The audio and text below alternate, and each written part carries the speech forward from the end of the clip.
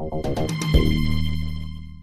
allez, allez, allez, allez, allez, allez, voilà, c'est où, allez, allez, allez, va chercher, allez. Contrairement à ce que dit le proverbe, l'argent a bel et bien une odeur, surtout pour Bali, dressé pour retrouver des billets de banque. Les capacités olfactives du chien, 40 fois supérieures à celles de l'homme, restent le moyen le plus efficace pour chercher un objet ou une personne. Dans ce groupe d'investigation cynophile de Bonneville en Haute-Savoie, les gendarmes sont aidés par 4 chiens.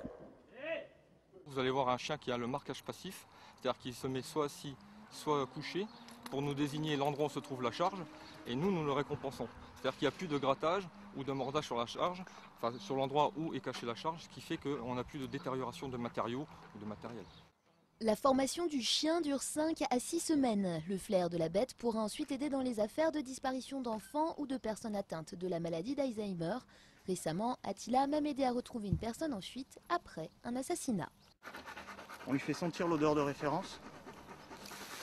Il reste un moment dessus. Et après, c'est lui qui, en grenouillant, on fait ce qu'on appelle une recherche de piste en fait.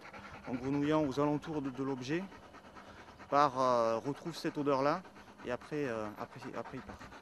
Régulièrement, les chiens policiers partent s'entraîner avec leur maître, mais que ce soit un exercice ou une véritable enquête, pour le chien, toute cette recherche n'est qu'un jeu.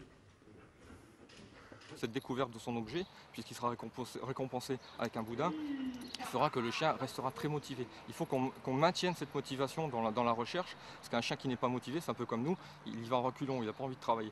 Les groupes d'investigation cynophiles sont de plus en plus nombreux en France. De 480 actuellement, le nombre d'équipes pourrait monter jusqu'à 680 en 2012.